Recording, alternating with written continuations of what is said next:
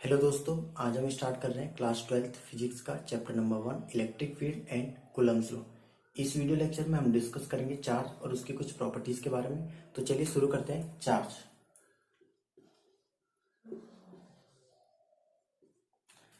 को समझने के लिए सबसे पहले हम एक एग्जांपल ले लेते हैं।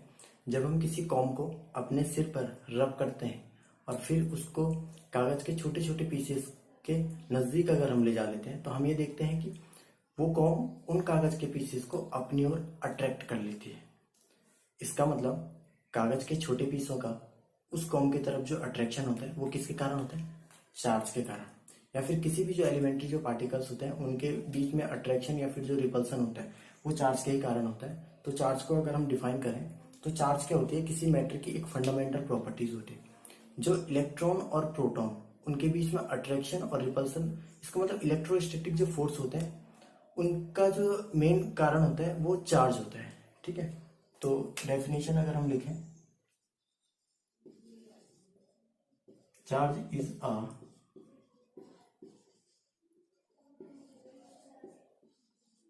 Fundamental property of a matter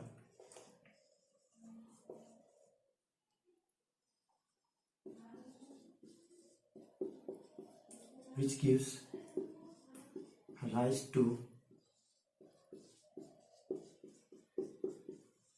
electrostatic force. ये अट्रैक्शन और रिपल्सन, अट्रैक्शन और repulsion between electron and proton. Charge is a fundamental property of a matter which gives rise to electrostatic force, attraction और repulsion. Electrostatic force हमारे पास attraction भी हो सकता है और repulsion भी हो सकता है between electron and proton. हम यहाँ पर फंडामेंटल प्रॉपर्टी यूज कर रहे हैं। फंडामेंटल प्रॉपर्टी या फिर हम इसे बोल सकते हैं इंट्रिंसिक प्रॉपर्टी। ये हम इसलिए बोलते हैं क्योंकि चार्ज के बारे में ज्यादा कुछ डिस्क्राइब किया गया नहीं है, तो इसलिए हम इसे फंडामेंटल या फिर intrinsic property of a matter बोलते हैं। Charge is a fundamental property of a matter which gives rise to electrostatic force, attraction or repulsion between electron and proton. ये हमारे पास चार्ज की डेफिनेशन है। हमारे पास जो चार्ज होते हैं वो पॉजिटिव और नेगेटिव, दो तरीके के हमारे पास चार्ज होते हैं और इन्हीं के बेसिस पे हमारे पास जो पार्टिकल्स होते हैं, positively charge particle, positively charge particle, और सेकंड है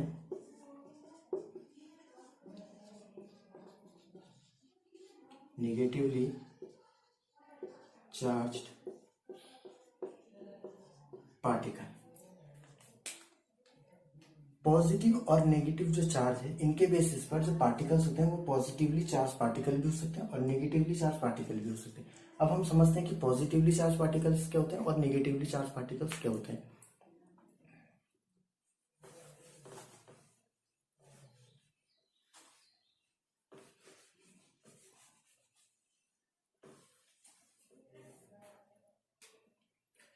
सपोज करते हैं हमारे पास ए और बी दो ऑब्जेक्ट है। हमें पता है कि किसी भी जो मैटर की अगर हम बात कर रहे हैं तो उस मैटर में नंबर्स ऑफ इलेक्ट्रॉन और नंबर ऑफ जो प्रोटॉन है तो वो इक्वली डिस्ट्रीब्यूटेड होते हैं। तो सपोज हमारे पास ए और बी में इलेक्ट्रॉन और प्रोटॉन इक्वली डिवाइडेड है। अब क्या होगा? Let we suppose from object A, object A से क्या होता है, कुछ इलेक्ट्रॉन जो होते हैं वो बी की तरफ क्या हो जाते हैं? ट्रांसफर हो जाते हैं। कुछ इलेक्ट्रॉन बी की तरफ ट्रांसफर हो जाते हैं। तो इसमें क्या होगा कि ए ऑब्जेक्ट में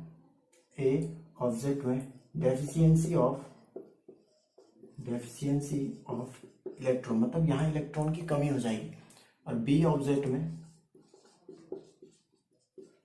एक्सेस ऑफ इलेक्ट्रॉन, मतलब यहां इलेक्ट्रॉन बढ़ जाएंगे। तो हमने देखा जब हमारे पास दो ऑब्जेक्ट थे, दोनों में equally numbers of electron and proton है। सपोज ऑब्जेक्ट ए से कुछ इलेक्ट्रॉन बी ऑब्जेक्ट में ट्रांसफर हो जाते हैं, तो ए ऑब्जेक्ट में डिफिशियंसी ऑफ इलेक्ट्रॉन, मतलब यहाँ इलेक्ट्रॉन की कमी हो गई, और बी ऑब्जेक्ट में इलेक्ट्रॉन बढ़ गई, एक्सेस ऑफ इलेक्ट्रॉन। तो जहां हमारे पास डिफिशियंसी ऑफ इलेक्ट्रॉन हुआ, मतलब जहां इलेक्ट्रॉन की कमी हुई तो उसको हम बोलते हैं पॉजिटिवली चार्ज पार्टिकल। तो ऑब्जेक्ट जो ए था ये हमारे पास हो गया पॉजिटिवली चार्ज पार्टिकल, क्योंकि यहां पर हमारे पास क्या है पॉजिटिवली चार्ज पार्टिकल, इसलिए हमने बोला क्योंकि यहाँ क्या हो गई डिफिशियंसी ऑफ इलेक्ट्रॉन हो गई। और जो बी ऑब्जेक्ट है यहाँ एक्सेस ऑफ इलेक्ट्रॉन, मतलब यहाँ क्या हो गए इलेक्ट्रॉन बढ़ गए, तो इसको हम बोलते हैं नेगेटिवली चार्ज्ड पार्टिकल। अब हमने जब इन दोनों ऑब्जेक्ट में से हमने बोला ए ऑब्जेक्ट से बी ऑब्जेक्ट में इलेक्ट्रॉन ट्रांसफर हुए, हमने ये क्यों नहीं बोला कि प्रोटॉन ट्रांसफर हुए? इसका एक रीजन है, क्योंकि हमारे पास क्या होते हैं, सपोज करो ये किसी मैटर का किसी भी एटम का एक ही न्यूक्लियस है और इस न्यूक्लियस में क्या होंगे न्यूट्रॉन और प्रोटॉन होंगे। ये क्या होते हैं वेरी शॉर्ट रेंज, मतलब एक अट्रैक्शन जो फोर्स होता है इसमें, ठीक है, very strong short range attraction force से ये यहाँ बंधे हुए रहते हैं। और इलेक्ट्रॉन क्या करते हैं, इलेक्ट्रॉन इसके चारों रिवॉल्व करते रहते हैं। तो इलेक्ट्रॉन जो होंगे इलेक्ट्रॉन को बाहर निकालना ज्यादा इजी होता है विद कंपैरिजन टू प्रोटॉन के, ठीक है। तो प्रोटॉन क्या होता है ये बाउंडेड होता है, क्लोजली टाइटली बाउंडेड होता है ये न्यूक्लियस के साथ very strong short range attraction force के कारण, इसलिए हम इसको ट्रांसफर नहीं कर सकते और इलेक्ट्रॉन को क्या कर सकते ट्रांसफर करते, क्योंकि इजीली क्या होते हैं इन्हें हम बाहर निकाल सकते ट्रांसफर कर सकते। इसलिए किसी भी अगर मैं पार्टिकल की बात कर रहा हूँ, किसी भी पार्टिकल में जो होंगे वो इलेक्ट्रॉन ही ट्रांसफर होंगे, प्रोटॉन नहीं होते, ठीक है। ये हमारे पास था पॉजिटिवली चार्ज पार्टिकल और निगेटिवली चार्ज पार्टिकल हमने समझा। अब हम बात करते हैं यूनिट्स की।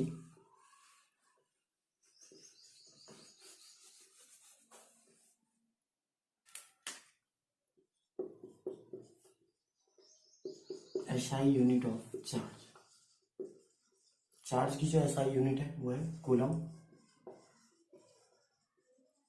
और ये एक स्केलर क्वांटिटी है।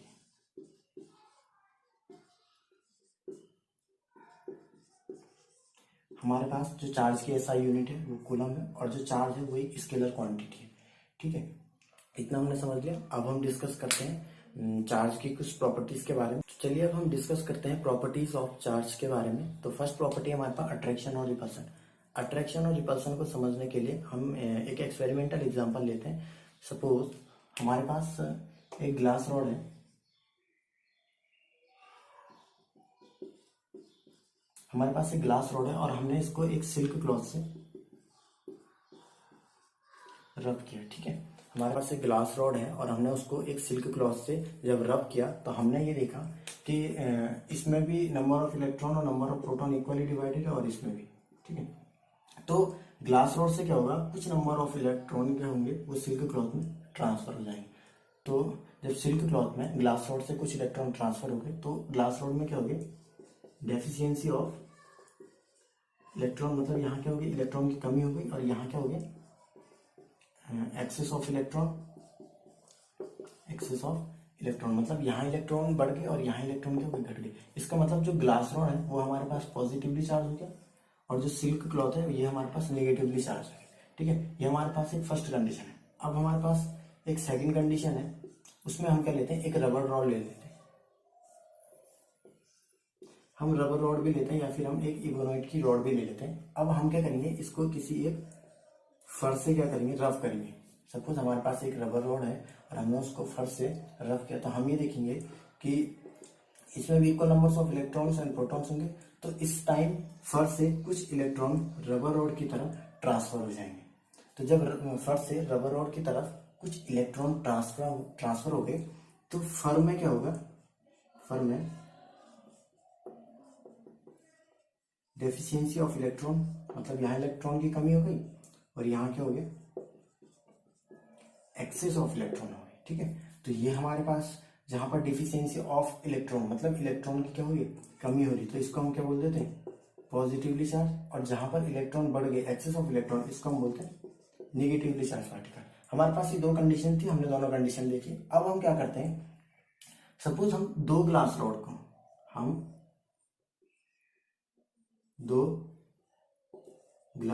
को एक दूसरे के नजदीक ले आते हैं तो हम ये चीज ऑब्जर्व करते हैं कि जो दोनों ग्लास रॉड होगी, जो दोनों ग्लास रॉड होगी वो एक दूसरे को रिपल कर देगी।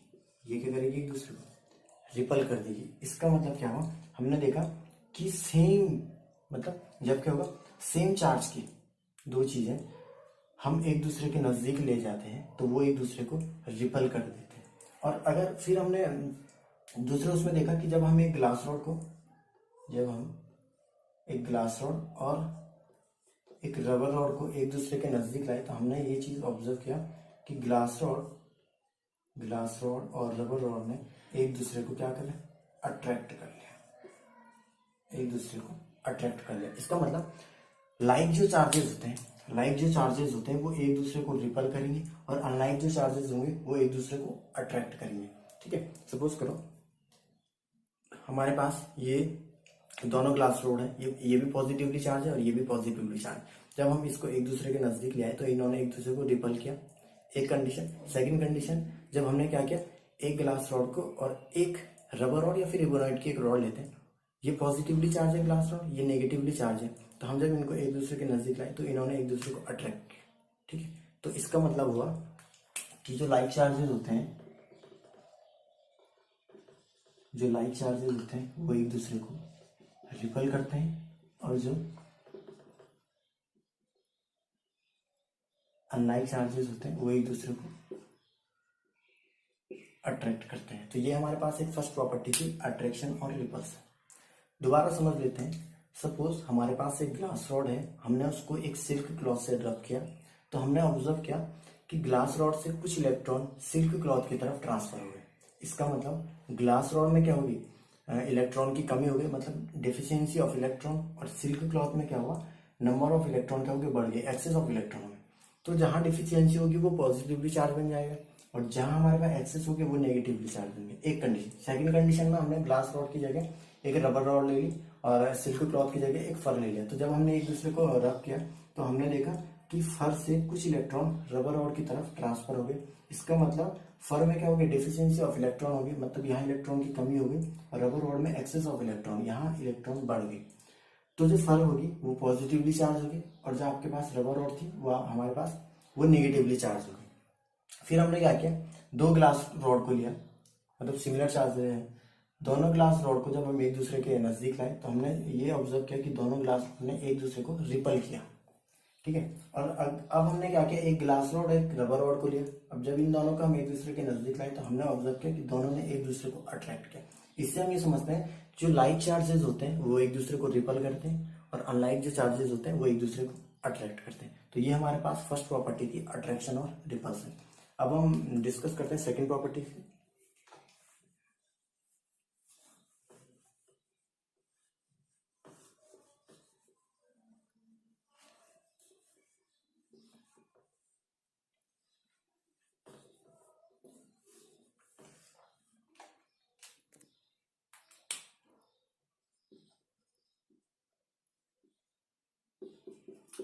एडिटिविटी ऑफ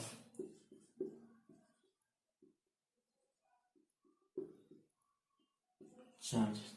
सेकेंड प्रॉपर्टी हमारे पास एडिटिविटी ऑफ चार्जेस। इसको समझते हैं। सपोज हमारे पास एक सिस्टम है और उस सिस्टम में अलग अलग जगह पर अलग अलग चार्जेस इन्वॉल्व है। मतलब सपोज हमारे पास एक सिस्टम है और इस सिस्टम में अलग अलग जगह पर अलग अलग चार्जेस है। सपोज यहाँ पर Q1, ये Q2, यहाँ पर Q3 और यहाँ पर Q4।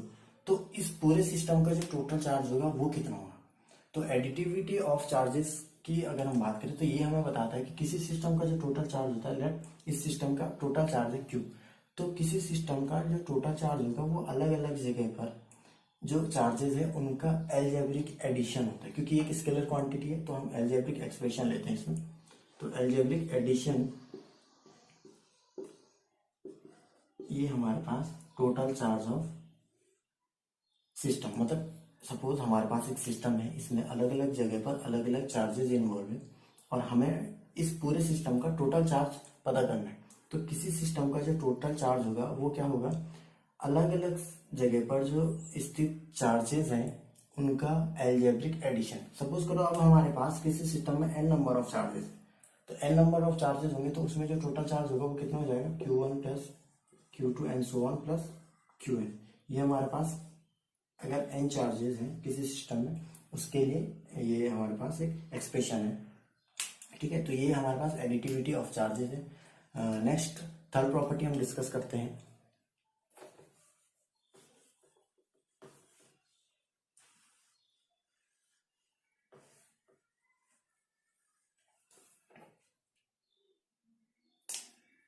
थर्ड प्रॉपर्टी हमारे पास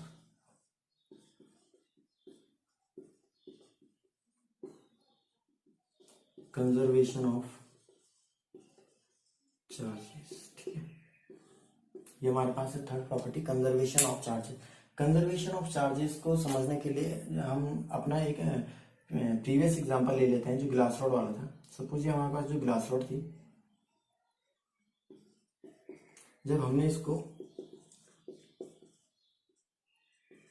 सिल्क क्लॉथ से रब किया, जब हमने ग्लास रॉड को सिल्क क्लॉथ से रब किया तो हमने ये देखा था कि ग्लास रॉड से कुछ इलेक्ट्रॉन सिल्क क्लॉथ की तरफ ट्रांसफर हो गए थे। तो यहां हो गई थी डेफिशिएंसी ऑफ इलेक्ट्रॉन और यहां हो गए थे एक्सेस ऑफ इलेक्ट्रॉन, ठीक है। तो हमने क्या चीज ऑब्जर्व किया, जब ग्लास रॉड को सिल्क क्लॉथ से रब किया तो ग्लास रॉड से कुछ इलेक्ट्रॉन सिल्क क्लॉथ की तरफ ट्रांसफर हो गए। इसका मतलब ग्लास रॉड में क्या हो गया, डेफिशिएंसी ऑफ इलेक्ट्रॉन, और सिल्क क्लॉथ में एक्सेस ऑफ इलेक्ट्रॉन। इसका मतलब है किसी भी अगर हम ऑब्जेक्ट की बात करें तो जो टोटल चार्ज होता है वो कंजर्व रहता है। इसका मतलब ना तो मैं चार्ज को क्रिएट कर सकता हूँ और ना ही मैं चार्ज को डिस्ट्रॉय कर सकता हूँ, बस मैं सिंपली उसे एक ऑब्जेक्ट से दूसरे ऑब्जेक्ट में ट्रांसफर कर सकते हैं, ठीक है। तो इस वाले एग्जांपल में ना तो हमने कोई चार्ज लिया ना ही कुछ चार्ज, बस ग्लास ऑब्जेक्ट से सिल्क क्लॉथ में कुछ इलेक्ट्रॉन ट्रांसफर हो गए।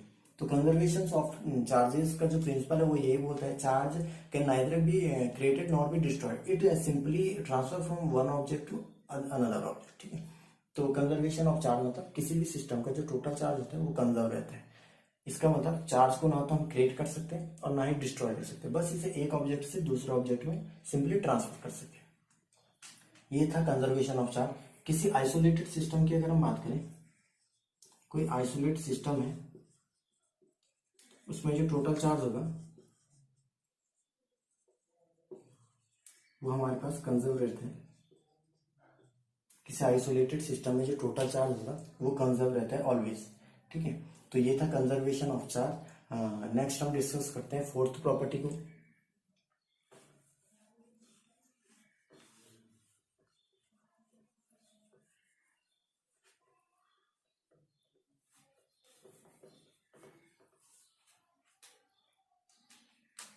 फोर्थ प्रॉपर्टी है हमारे पास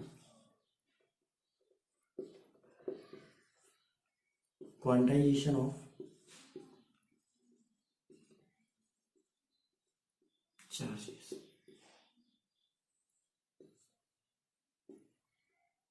क्वांटाइजेशन ऑफ चार्जेस या फिर हम इसे क्वांटा नेचर ऑफ चार्जेस भी बोल सकते हैं या फिर क्वांटम नेचर ऑफ चार्जेस बोल सकते हैं। इसके अकॉर्डिंग अगर हम किसी सिस्टम का जो टोटल चार्ज फाइंड आउट करना होगा, किसी सिस्टम का जो टोटल चार्ज होता है वो integer multiple of elementary charge के बराबर होता है, ठीक है। इस वाले इक्वेशन में हम देखेंगे एन के हमारे पास एक इंटीजर है जो 1 2 3 एंड सो ऑन कुछ भी हो सकता है, और ई हमारे पास है एलिमेंट्री चार्ज, एलिमेंट्री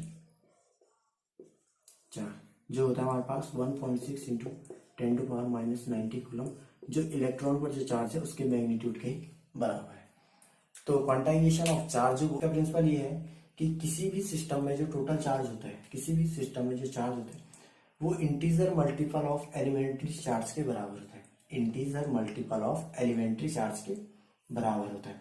इस इक्वेशन में Q is equal to positive negative N E लिखा हुआ है। एन का मतलब है नंबर ऑफ इंटीजर्स है यहाँ पर, और ई जो है एलिमेंट्री चार्ज है जिसकी जो वैल्यू होती है वो इलेक्ट्रॉन पर जो चार्ज होता है 1.6 इंटू 10⁻⁻19 कूलम, इलेक्ट्रॉन पर चार्ज जो होता है उसके मैग्नीट्यूड के ही बराबर होती है।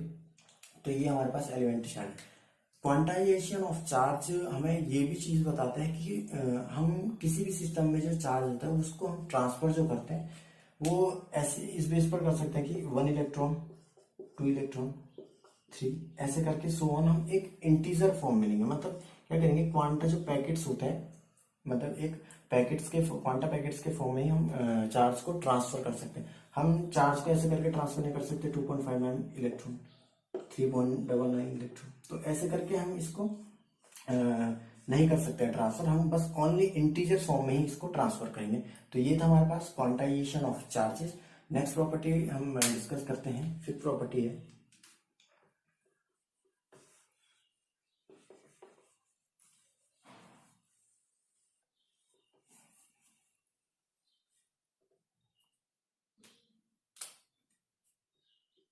फिफ्थ प्रॉपर्टी है charge is independent to velocity. इसका मतलब है चार्ज वेलोसिटी पर डिपेंड नहीं करते। किसी भी सिस्टम में या फिर किसी भी पार्टिकल पर जो चार्ज है वो वेलोसिटी पर डिपेंड नहीं करेगा। मतलब वेलोसिटी कुछ भी हो, चार्ज वही रहता है ऑलवेज भी। तो सपोज करो हमारे पास इलेक्ट्रॉन पर जो चार्ज का मैग्नीट्यूड है वो 1.6 इंटू 10⁻⁻19 कूलम है। तो वेलोसिटी चाहे कुछ भी हो, इलेक्ट्रॉन पर ऑलवेज चार्ज इतना ही रहेगा 1.6 इंटू 10⁻⁻19 कूलम। तो ये थी चार्ज की कुछ प्रॉपर्टीज जो हमने डिस्कस करी। तो आई होप आपको ये वीडियो पसंद आया होगा। अगर आपको पसंद आता है तो आप इसे लाइक शेयर कर सकते हैं। अगर आपको कोई भी जो डाउट है वो आप कमेंट सेक्शन में पूछ सकते हैं, और नेक्स्ट वीडियो में फिर हम आगे डिस्कस करते हैं।